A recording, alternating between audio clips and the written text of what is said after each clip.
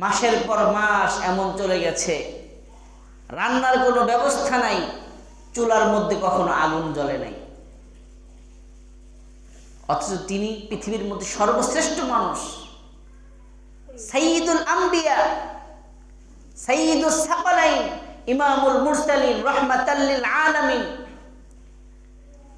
তার মতো এমন মহা মানবের জীবনে মাসের পর মাস অতীত হয়ে গেছে, চুলায় আগুন জ্বালানোর মতো কোনো সাধ্য ছিল না। তা আল্লাহ রাসূল কি হা হতাশ করেছেন, অভিযোগ করেছেন? কিন্তু দেখেন, আমার আপনার জীবনে এমন কয়েকদিন হয়েছে যে অভাবের তাড়নায় বাড়িতে কোনো খাবারের ব্যবস্থা নাই, অভাবের তাড়নায় বাড়িতে খাবারের ব্যবস্থা নাই। আজকে আমাদের কাছে একটু দারিদ্রতা আসলে আমরা হতাশ হয়ে যাই।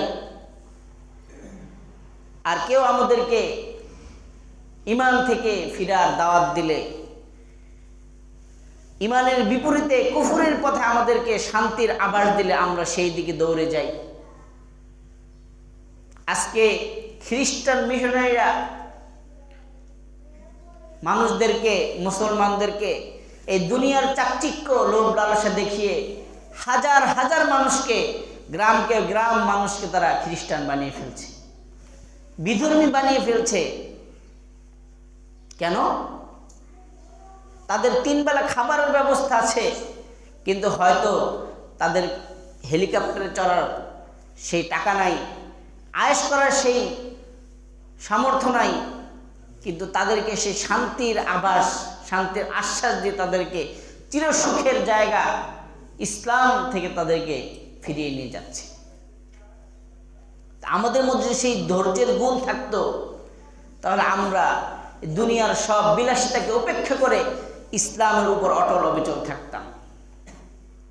মুআজ্জাজ হাজিরিন, তাহলে আমাদের এই আয়াত থেকে শিক্ষা নিতে হবে, বিপদ আপদ বালা মুসিবত আমার উপর যতটাই আসুক না কেন, আমাকে ওই আল্লাহর দরবার থেকে নিরাশ হওয়া যাবে না।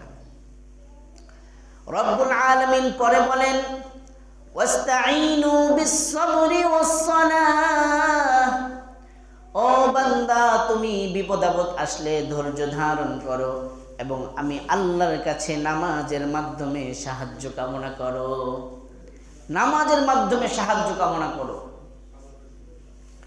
তাহলে আল্লাহর কাছ থেকে সাহায্য পাওয়ার প্রধান 2টা মাধ্যমের কথা আল্লাহ বলে দিলেন। এক হলো ধৈর্য ধারণ, আরেকটি হলো নামাজ।